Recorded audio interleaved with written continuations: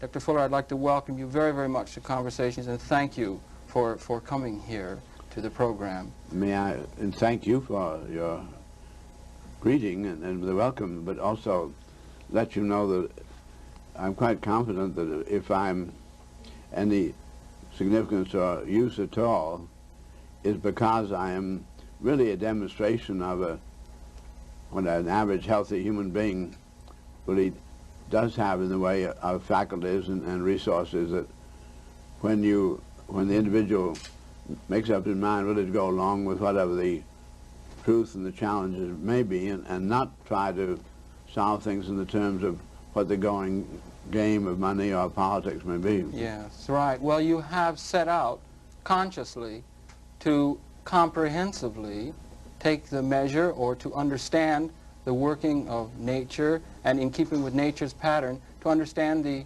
evolution of consciousness and the ability for man to appropriately bring design or bring life supportive capability in keeping with nature's design, discovering that to the maximal benefit of the human family in a comprehensive mode which has been quite unique, and at this particular moment in the evolution of consciousness is extremely valuable and very important. And I would personally like to thank you very, very much for the activities I know that you've been engaged in for over 50 years in a particularly interesting manner, gauging the evolution of consciousness and our ability to participate. But again, I'd just like to emphasize that I think that I'm only a manifest of what evolution is up to. There has to be an X and there has to be a Y character that does such and such, and that I, by good fortune, happen to be in the sort of a frontier position. Yes. Really in the frontier position because I, in a sense, was almost had been thrown out of the regular patterns. I seemed to be unwanted, so that really it was an exile. And simply with the enormous perspective that an exile has of looking things over as a whole, I was able to realize that humanity had arrived at some point of transformation, a great threshold crossing. That is, in view of the fact that all humans were born naked, absolutely helpless, ignorant, we obviously had to find our way, and we had to find our way by trial and error, gradually to discover that we have mind, that mind can discover principles, and that principles themselves are something that cannot be apprehended just by brains of any other creature, that because brains are always and only coordinating the information input from the touching, the smelling, the hearing, the seeing, and making up packages of those inputs. But mind discovers relationships existing between special case packages that are not in the data of any of the special case by themselves. Make it very simple. Isaac Newton's discovering of gravitational behavior. There was nothing in the geometry, the chemistry, electromagnetics of Earth that said it was going to attract another body, non-contiguous and thousands of miles away, nor was anything in the moon that said it was going to. That there was then such an attraction occurring, and that this interrelationship varied exponentially as the second power of the relative proximity. If you have the distance between the two, the interaction is fourfolded or doubled away, reduced 1/4 of what it was. There was nothing in either body by itself that said there was going to be such an interaction, certainly not saying it was going to vary and vary exponentially. All the great discoveries of science have been in these interrelationships that are not in any of the data of any of the special case. And that's all the brain can ever deal with, is always the special case information. So that these principles discovered by mind turn out then to be principles. And a principle has no inherent beginning and end, and they do not get accredited by science as a scientific principle if there's ever an exception found. So they are, by definition, inherently eternal. Now, everything the brain deals in is terminal, finite. So that we have mind and mind alone which human beings have, that no other phenomenon we know in the universe has, which has some access to some eternal principles operating in the universe. And we find these eternal principles themselves, none of them have ever been found to contradict another. Mm-hmm. Not only do they not contradict one another, but they're all inter-accommodative. Mm-hmm. That is, they're all being eternal, or all concurrently operative. Mm-hmm. They do not interfere with them. Some of them then augment one another at exponential rates. Mm-hmm. When you get a complex of clearly differentiated behaviors that all interaccommodate one another, this would be called a design. That's what we mean by a design, in contrast to their being disorderly and interfering with one another. Mm. So the human mind has apparently gradually been pulling the curtain aside and discovering some of the great design of the universe itself.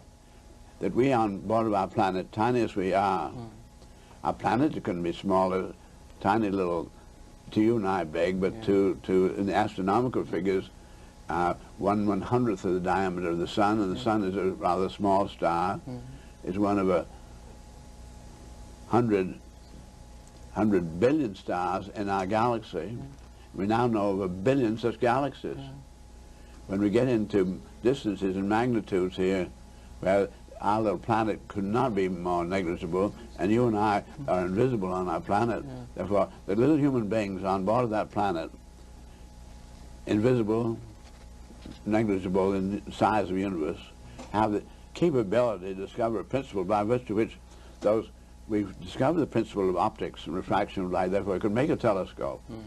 And make that telescope, we've been able to discover all those galaxies, which 99.9% of all those stars are not directly visible to your eye and my eye, so that our minds have the capability to be able to really check up satisfactorily that in a 22 billion light-year diameter sweep out of observation, we know that there are those galaxies, and by our mind discovering principles by virtue of which we find each of the chemical elements has unique way of making waves. Each one has unique wave patterns.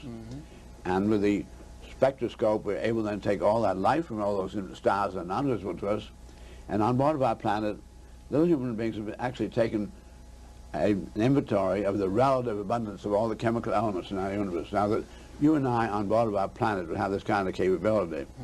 I said I came at a moment when I began to be absolutely astonished by being exiled by society, in a sense. I saw that little human beings were terribly preoccupied with the games of finding out what is so, and having enormous ignorance of yesterday, feeling that you're made hungry. You don't make yourself hungry. It's not quite a piece of design that we are, and people have not found seemingly enough to eat and not enough. So they've been thinking the world was a game of a negative, where a man's supposed to be a failure and had to prove himself an exception to live. And I could see that the principles really operating in our universe indicated very, very properly that he was here for a very important function, and he had to discover his mind. And realizing about the time that I'm in this kind of awareness, that we had to invent a lot of words to describe our view, our communicate as you and I are sitting here doing. The Oxford Dictionary, latest edition, has about 100,000 words, indicating that little human beings in their trial and error have discovered over 100,000 nuances of information that were so different that they really needed their own word. And that they've been able to agree on 100,000 words, knowing how difficult it is for human beings to come to an agreement that would agree on 100,000 words, again seemed to be an incredible victory. That I felt then that here I was coming into a picture of man on board of our planet after millions of years, having this beautiful vocabulary, so you and I can communicate these experiences, that out of those experiences we can discover principles, and we're here to employ those principles quite clearly in a universe where we have importings and exporting. All the stars are exporting energy, giving it off in enormous ways. However, we also discover, as of this century, that apparently no energy is either created or lost, so therefore the universe is eternally regenerative. It's the only and the minimum perpetual motion invention. And to have such an extraordinary invention with all the permitted 92 chemical element behaviors and all the different frequencies associating, all the intertransformings that can go on, and always going on, never ceaselessly, and yet to have such an integrity that nothing gets lost. Yeah. It would pretty clearly then the exporting means that there must be importing places.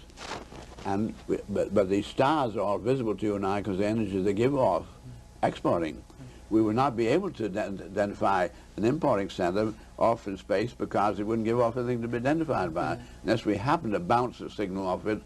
But it takes so many minutes before to get there, and coming back, we're not really able to do much about it. But our own planet, we discover, is a place where the energies of the universe are being collected, where the sun radiation being pounded by the vegetations and the algae, and converted by photosynthesis, beautiful orderly molecular structure, making hydrocarbons out of disorderly receipts. Therefore, this quite clearly is a place where the biologicals are taking the energies, sorting them out, turning them into orderly structure, and burying them ever more deeply, we call the fossil fuels. And we have, amongst all the biologicals, only the vegetation can do the impounding of the sun radiation. The mammals, such you and I, have to then eat the vegetables or the algae or one of the fish that have grown from one of the other animals. And so I find then that we have the human beings, amongst all the biologicals, has the most extraordinary sorting capability, which is that of the mind, which in principle then can do that. So I'd say, if you invent a very complex machine such as the Boeing 747, you have to have a whole lot of instruments. Those instruments are telling you about all the stresses, strains, heats, and relative pressures, and then you once in a while discover something on those information that says, in fact, the lack of information says the pilot's got to take over from automatic, and only by virtue of his access to the principle of the universe could he possibly save the ship. I say then, in designing a much more complex thing, which would be the eternally regenerative universe, you would have to have some local sensing mechanisms that are able then to take very sensitive readings and then to solve problems by virtue of that access to the principle of the universe. Apparently, human beings have then what one might call a local and universe monitoring function of the problem solving. And I say, what is common to all lives in all history? Problems, problems, problems. We're here for that. And when we play games such as baseball, you knock something out and it's disorderly, then how do you convert it to order as quick as possible in the first place, wherever you throw it? So that our game on our planet is this problem solving. So anyway, our point was that I found myself an outsider, and because I was an outsider, then I tended to look at the total information rather than the strong. So I realized that we might be crossing this threshold where instead of just it had to be you or me in a battle of power and might, see who's going to live and who's going to die. It might be that the principle would make it possible to make everybody successful. The latter, the former... But yet we didn't know about those principles earlier. The former being on the idea of scarcity, that there was a condition of scarcity and that we would be coming to a moment of a realization of a surplus capability that had been introduced through our metaphysical, intellectual If we really use the resources in an intelligent way, always in principle and not just for me. If then instead of hoarding for me, for my survival, we really looked into the synergy, which is the principle operating between systems I spoke about, that the mind and mind alone can discover, where we discover these are behaviors of whole systems unpredicted by the behaviors of the past, like the gravity of the moon and Earth. So I said, I can see that only if we really begin to operate together and probably those principles, could we really possibly make man a success. And I began to look into that matter and saw that we didn't know how to fly and do a lot of these things very well, but we were assuming that there's not enough ground, so we were doing only a tackling science for war, or how are you going to kill to see which one is going to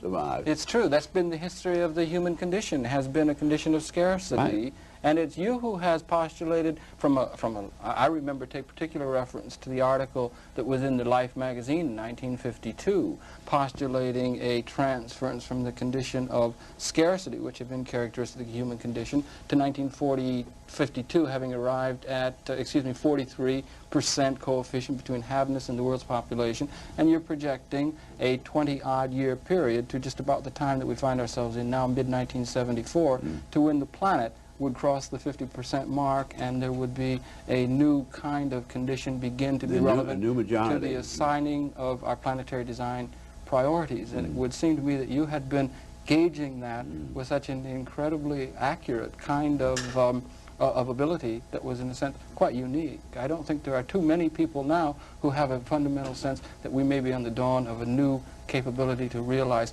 surplus is the basic underlying assumption for assigning design. Out to you where I saw that I saw a man knew exactly what that airplane weighed and what he was getting out of it. He knew just what the ship of the sea weighed. But he doesn't think about buildings in terms of weight. He thinks of them sort of as fortresses. Yes. The bigger and heavier and higher, the more secure. I saw then, because he was putting his science only on the airplane and so forth as a weapon, did he do that? But he assumed that man wasn't going to be successful, so there's no use in spending our wealth on the people because they're going to be a flop anyway. Malthusian so that kind of. I saw that if we really turned it on what I call livingry, I needed a term like weaponry, livingry, then, what you mean environment controls, shells, the apparatus inside to clean us and prepare food, and conserve and handle the energies. I then went into that, and that brought about the discovery of the geodesic domes and so forth, and there are now over 100,000 around the world. And I now really know that I can give you, for instance, 30 buildings for one, for a given snow load, hurricane loading, earthquake loading, for a given clear span. I can give you 30 buildings for one against an alternate known engineering strategy than spherical, triangulated, tensegrity structures. So that I now know by actual measurement of what technology you do need to make man a success. I now know it's highly feasible. We have the resources, we have the knowledge. The metals have not been lost in mind. They simply come out and get melted out to take one Cadillac, melt it up, and get out two Japanese cars, twice as good.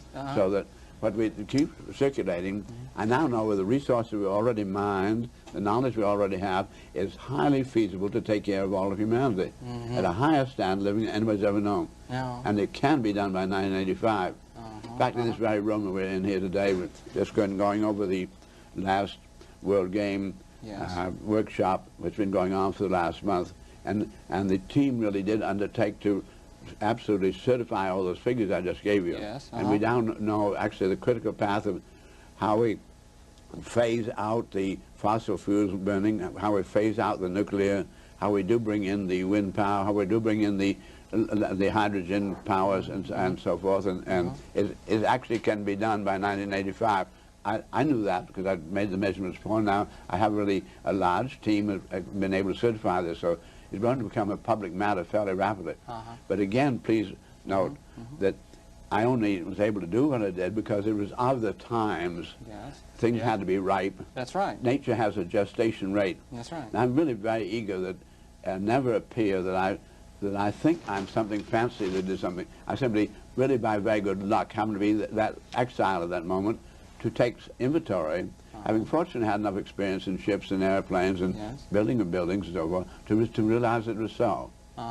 One of the principles I think that would make it possible for us to realize through design, as opposed to some sort of a political expedient use of the old technologies, would be the principle of ephemerization, or constantly through design being able to do more with less. And you mentioned your, of course, famous geodesic structures, which is the most efficient means of enclosing space. That's an example of doing more with less. And this means that we're becoming more productive through the utilization of miniaturization, and smaller technological instruments are creating more and more capability in terms of providing life support. Everybody's really familiar with that in electronics, the great big radio set down to the little transistor and so forth. Where today, I like to use the example, one communication satellite weighing 1/4 of a ton is outperforming the transoceanic communication capability of 175,000 tons of copper cable. That's right. That's the rate of gain of the more with less thing is not just one Cadillac into two Japanese, but very exponential rate. An exponential capability. And it just makes one wonder sometimes whether or not a planetary systems or planetary political, economic, and political, social organizing assumptions, which had all been geared to a condition of scarcity as the condition in which the evolution of consciousness or the human drama had been transpiring until perhaps this moment. The transition is such a fundamental kind of one-time, unprecedented, fundamental transformation that we're experiencing now, that it does bring with it certain concomitant difficulties on the part of people who have had their identities and their senses of purpose and so forth constrained to the old organizing assumptions. Yeah. So it's a question of somehow being able to, in a sense, raise consciousness, or perhaps a process of mutual educational process to the real realities, which is the principal task by which the general citizenry may be able to get a sense of the quite optimistic, realistically optimistic condition that spaceship Earth is at this moment, and perhaps beyond the kind of negative feelings that are accompanying the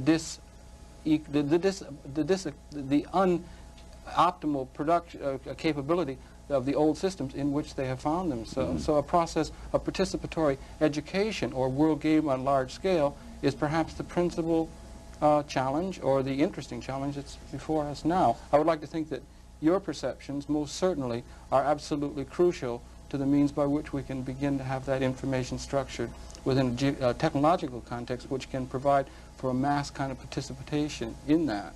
I'd like to speak about that a little bit later, but is that approximately the condition in which you see I would us now? like to be sure that we recognize, and to whatever extent we are disseminating information, that how reasonable it is that yesterday man, being ignorant and being very hungry, and not knowing even what he could eat, just a berry picker find this poisons him and so forth, that it has been a logical working assumption that there's nowhere nearly enough to go around, because when people did find a lucky place, then they got a flood came and a drought, one of those things, and they tried to invade.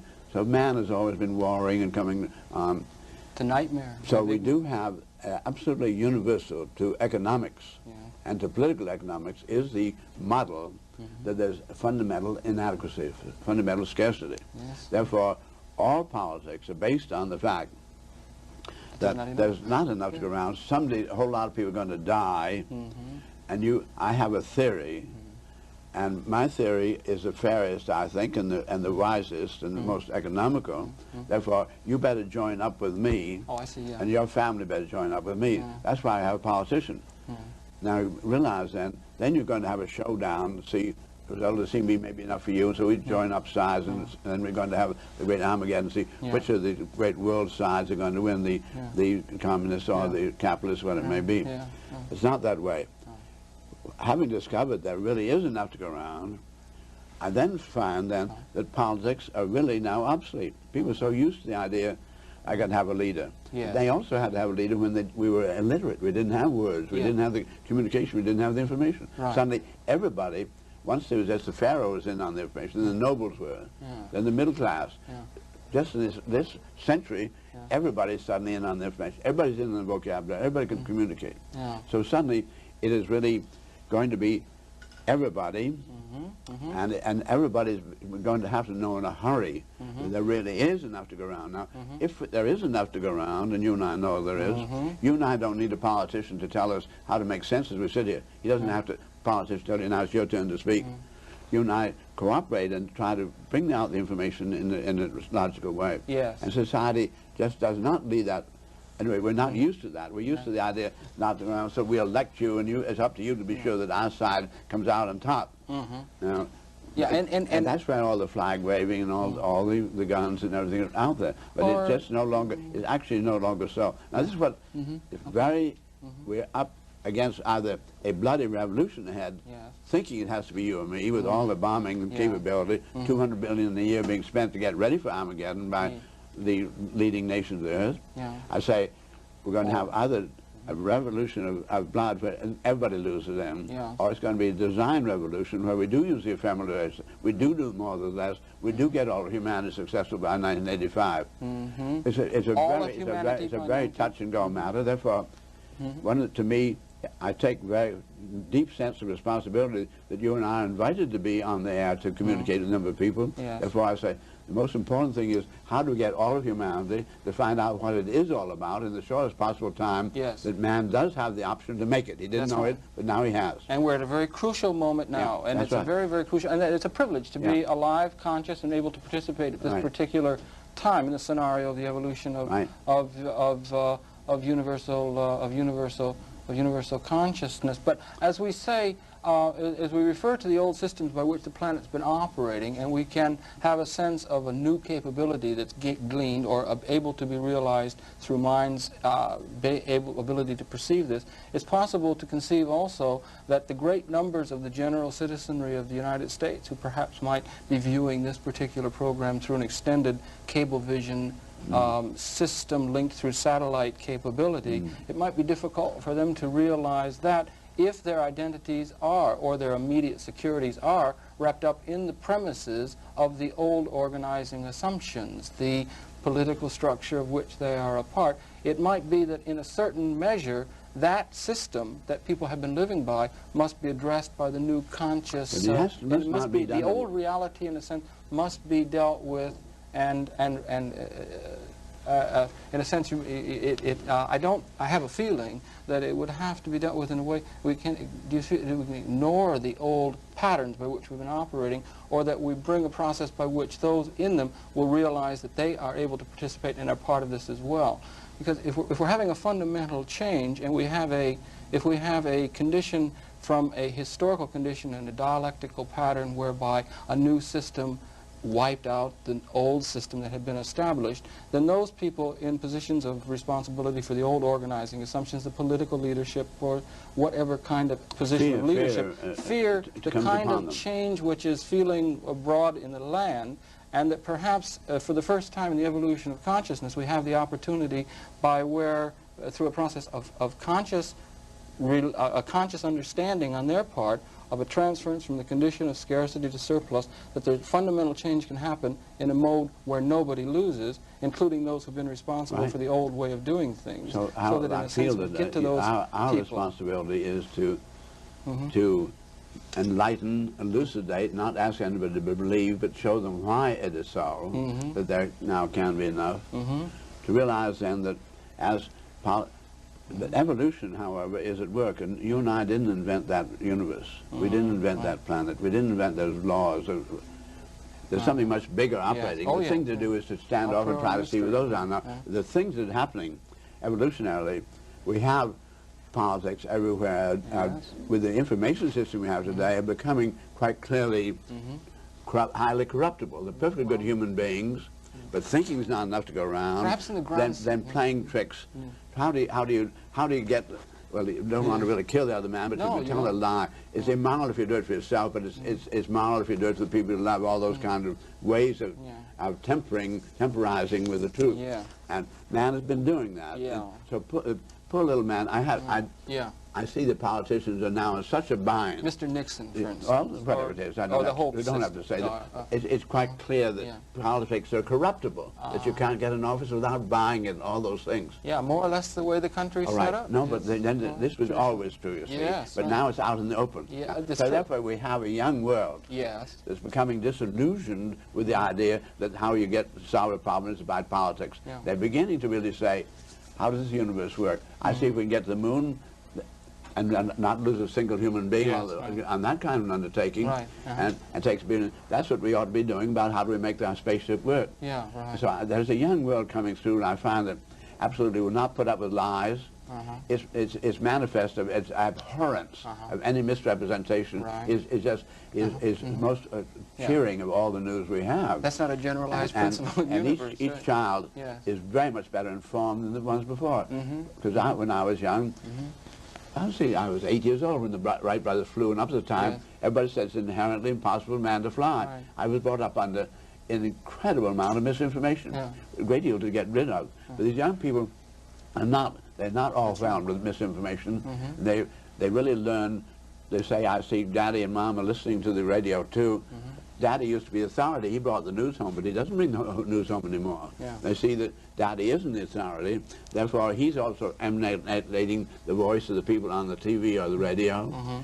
And the kids are saying, I see then that Dad and Mom are not the authority. I love them very much. They love me, but I got to do my own thinking. This is the first generation saying, I'm going to do my own thinking. Yeah. This is the great change. Because if we do survive, it's because man is using his mind and doing his own thinking and not leaving it to somebody else. Yeah, I know. I'm very much taken by the concept of synergy as behavioral systems unpredictable by the sum of its parts. And when I begin to think myself in terms of the means by which we might be able to make the transference consciously, I have the sensing that we must be, let's say, from the young world's position, who would look at the historical condition that has been inherited and the people who've been responsible for operating in systems which were established in the assumption of scarcity and in the general condition of ignorance by the people in those assumptions of scarcity, that there be a careful kind of appropriate to universal mind's functioning, that there be a careful means of including without excluding the elder members of our human family who have been operating within that historical condition, and that we tend not to see in any kind of way, if we can, personalized enemies or a political thing, but that we do see as the common enemy ignorance of the condition of which we've been evolving. So in that sense, I feel very sad for the political people are caught within systems that, in a sense, it's not, we should not be too hard on first place, people, if you're vindictive, you shouldn't be vindictive toward those. You're trying to revenge and so forth. You're not making any contribution at all. Right. You've got to understand. In fact, I really feel very often sick in my heart about the poor politicians who are having the function historically of demonstrating that politics are corrupt. I think the sooner that they could be got very sad matter. The sooner they could be got to, I think the sooner they could be understood what it is that is transpiring, I think the sooner we would be able to begin to function in a way that could engage each of the citizenry of the planet, which it seems to me would be a maximal kind of engagement on the part of each of us, is a sort of part of a synergistic pattern by which we might find our place in the universe, so that we really do need to have the participation of everyone within the society in a way that is from inside, that they're part of it. So that would be, it's a tricky thing, and sometimes it's a transference. It's hard for a lot of people to realize, but I think it's essential. So in a sense, the real question is to get to the people, the political, responsible, the industrialists and so forth, with information as to how things can be done differently and why, and with understanding, and then we can all go together. And then that would be, in itself, would be a process of education, or a process of getting the good information to people with economy of language that can, and with the integrity, and the system that respects the integrity and the economy of the language, and a means by which this process of national participation and consciousness raising could take place. I feel that I'm going to have to interrupt, because I feel that we're going to have to, in order for those metals to recirculate. For instance, Japan has no iron mines. They become one of the great industrial countries because the United States put so much armament in the Pacific. They simply were able to melt up those armaments, and there was their mine. In other words, Japan's economy gets on entirely on recirculating scrap. Now, this is absolute new. Man used to think of metals as being used up like strawberries, that they'd simply got eaten up. Not so. They just do not get lost. And so we find every time we recirculate those metals, we have this higher, much more know-how. Therefore, we're able to increase that, doing more with less. Now, I feel then, it's very, the whole idea of separate nations in countries was it had to be you and me. That's a scarcity assumption. And if it's going to really work, it's going to be, because we have to absolutely become transcendental. But I find all the great corporations have now become transnational, and the great ideologies, but only the people are stuck back where they can be conscripted and taxed and so forth, rather than being able to really get to be world citizens. So we're going to have to see all the surrenders are going to have to go in the next 10 years, next 12 years, if we're going to make it. And so that's quite a, evolution has quite a schedule of things that are going to become obsolete. And it's going to have to become, the going away of those nations and so forth becomes not something I said done away with because you don't like it, but simply because it becomes irrelevant and just simply obsolete. Or perhaps the negative aspects of nationalism might be able to, but characteristics that are interestingly local characteristics might be amplified, or at least the ones that... It's interesting, if I may pursue that. You're talking about the activities of the multinational corporations. We have had some programming and activity with people responsible for certain of the multinational corporations, and they have made it clear in their discussion that they are aware of their world-round responsibility. They have a world-round constituency and can begin to move outside of the constraints of the sovereign states, although they're also aware of that historical pattern. But this is an entirely new kind of a world-round activity that they're having. And one thing, if I may, that they have indicated, or in some programs similar to this that we've done with them, they have indicated their understanding that the productive process has been in the recent time, and certainly the introduction of a surplus capability is the result of a technologically augmented productive system whereby the labor component to the productive process is steadily, or has been in the modern era, decreasing relative to the productive capability of technological systems introduced through man's metaphysical, intellectual capability into the design, and that it is the instrumentalities of technology which are increasingly producing wealth as opposed to labor. And they have indicated to me their interest in economic systems whereby the citizenry of host countries in which they're operating around the world might begin to have a different kind of relationship to the productive process in the area they're working, rather than strictly as laborers, but that they might have a direct relationship to the technological systems or the technological machinery, so that the wealth generated by that technological capability would accrue to them directly, rather than trying to force them into labor patterns which are redundant and are not necessary, and are no longer necessary by the technological capability. In fact, it might be opposite to the best that the technological system could do, but labor-intensive patterns won't allow it to happen because it's a pattern from the past. I wonder if you could comment on that. Yes, I feel that I've known such wonderful men like Walter Reuther representing labor. There's no question about you could never have had mass production or mass benefaction advantaging of people if you hadn't have mass distribution. You couldn't have mass distribution if you didn't have mass consumption. You couldn't have consumption if you had mass buying capability. What labor really did, evolutionarily, was to make the broad spectrum of those who could participate. It had that function, but now it has also its fear, the fear of the individuals that the machine could displace them, because we do know how to employ principles by virtue of which we can take the cosmic energies and put them on the ends of levers. I mean, people do not have to be the machines. Right. They've actually been the machinery. Yes. They've been just muscle machines. And evolution is trying to graduate man from that, but in his fear that he's not going to be allowed to eat because he's been told there's not enough to go around, therefore you have to prove yourself an exception, you have to earn the right to live. Yes. Now, I simply say, the minute we get over that nonsense, we'll simply say, of course, I now find there is enough to go around, therefore it's simply a question, as when a child is born, you don't say how you're going to earn a living, do you? And we used to say, when you're 6 now, you go to work in the mines. Then we say, no, we're going to just go on to school. We look after the human beings a little longer all the time, and we're going to then, within the same 12 years from now, we're going to say, you're automatically, you're included, and you're going to live that's exactly everything you need, go anywhere you want, there's adequate to do it. Therefore, we're going to give up all the nonsense of your earning a living and really let the automation get going. But that's what nature's trying to do.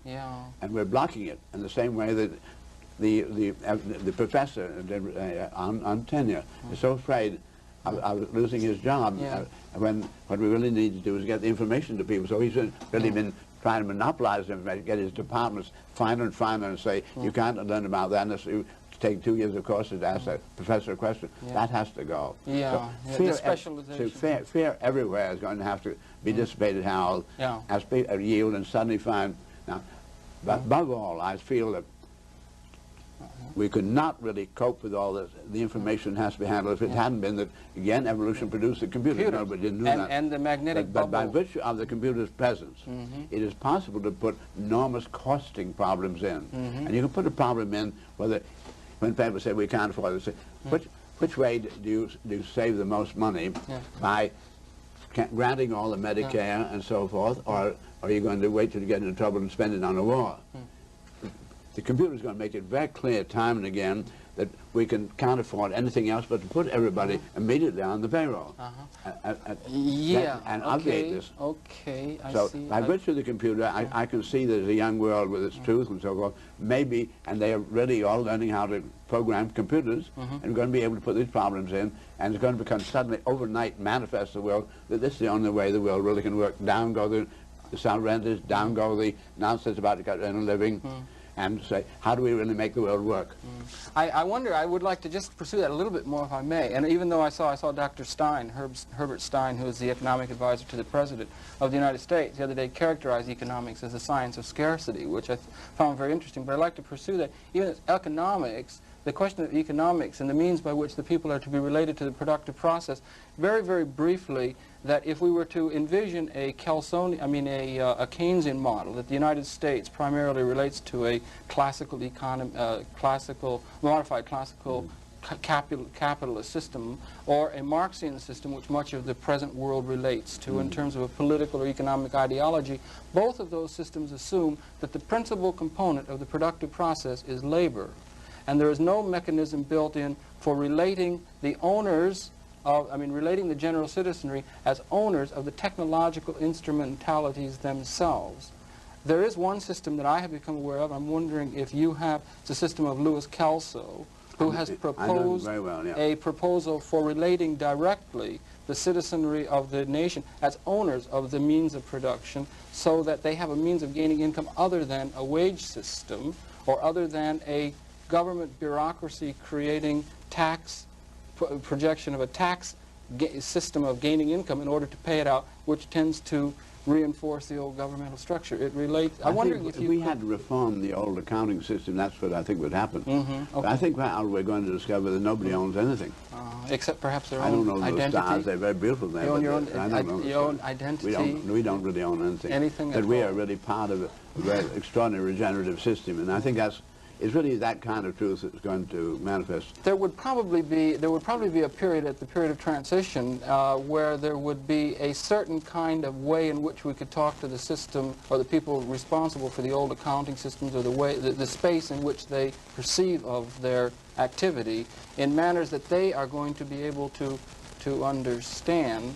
And I don't know, I have just found that interesting myself. It seems to me to make a certain sense that if we're not going to be able to distribute our productive capability in the old way, it is incumbent upon us who are interested in changing that to have an alternate system that can be presented to those that are responsible for that old way, again keeping in mind that they will be able to go along with it. And it seems to me that this system does make some sense in that regard, in that period of transition. But I don't know. I would think Kelso is a brilliant man. Yeah, well, and I think all these things are part of this educational process we're going through. And nature has gestation rates, and you can't make human babies less than that 9 months, whatever it may be. That's right. And she has a rate at which the biggest take the longest. But to make man a success on our planet and get on a new, cross a new threshold, a new functioning universe is a very big undertaking. So that there's going to be a lot of the kind of talk you and I are having here, and there is all around the world.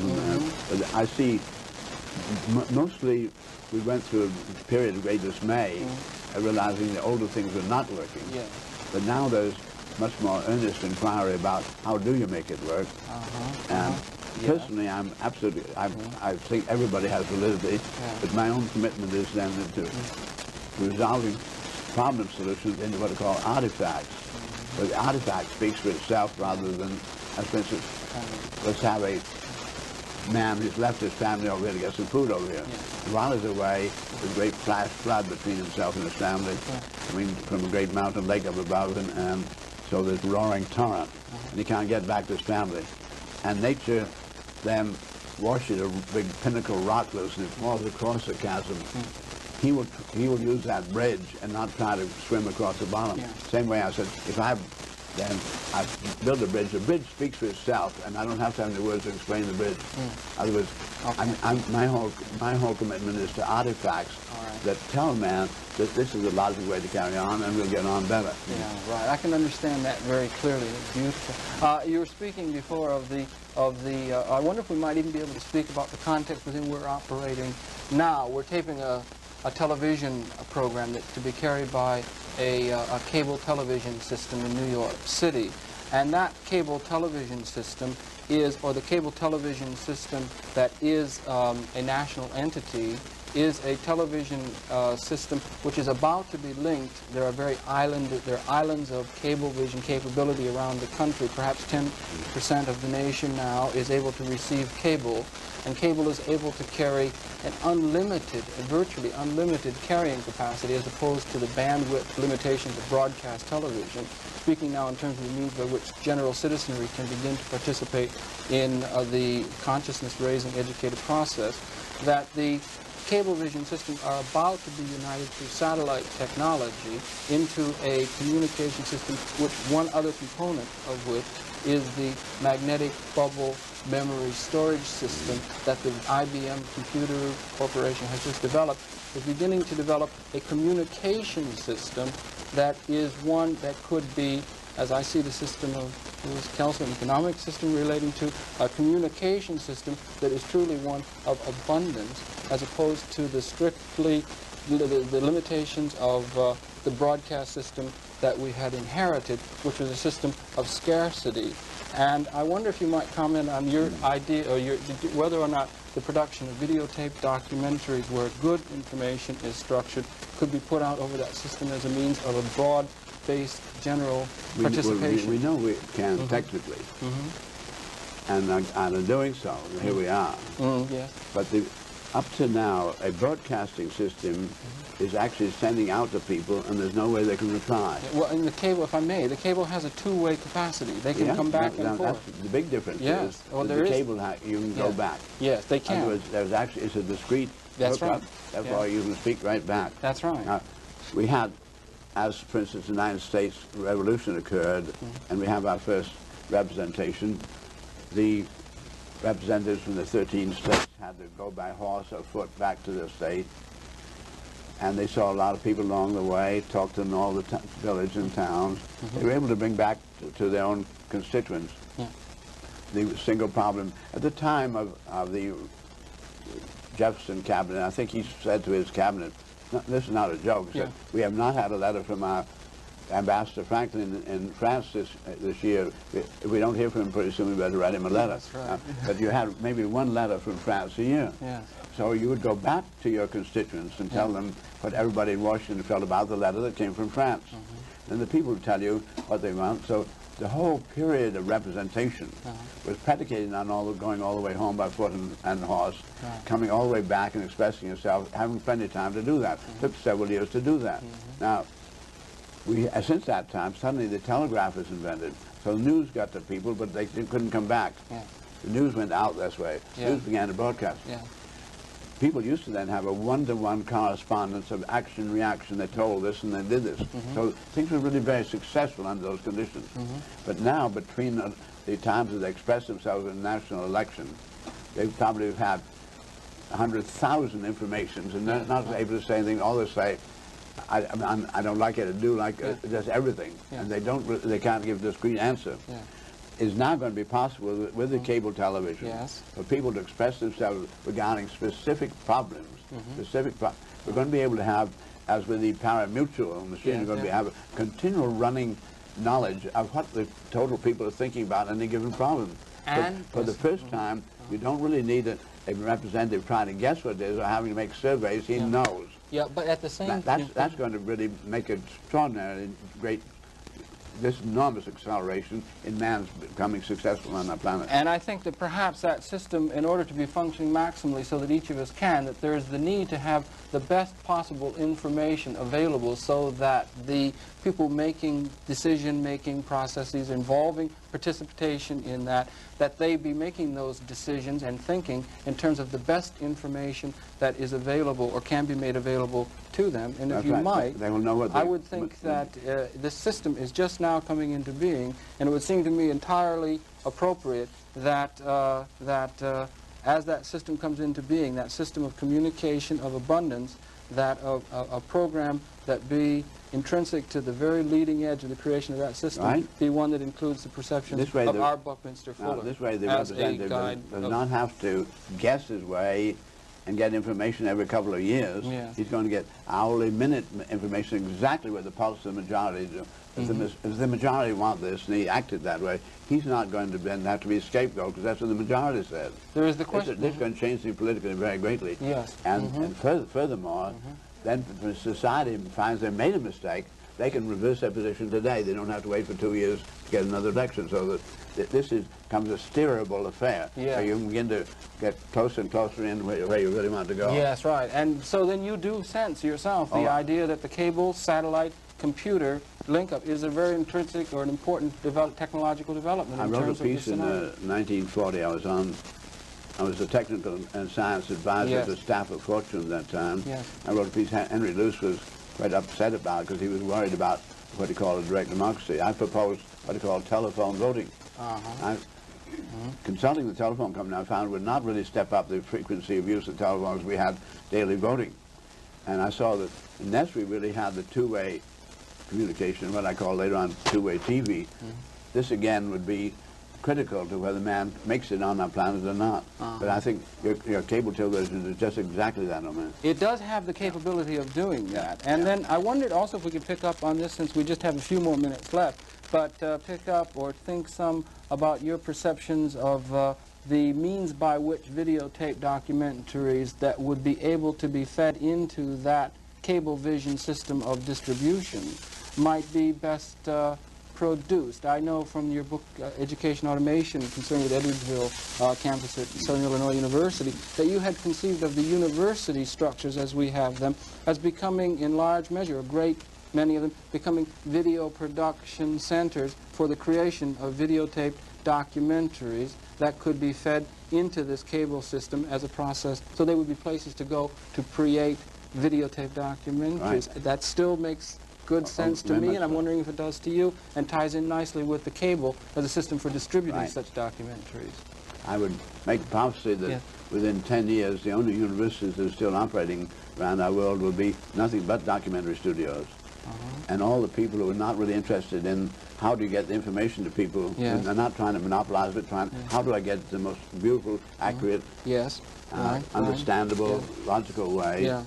All those others will have been given then fellowships, and they will not be on the campus. Or perhaps they'll be off studying and getting ready possibly to come make their documentaries. Or we could be, surely they could go out and get information, or they could have in a condition of a new kind of economic condition, there would be no reason for them to be constrained that they're going to have a job or something to be there.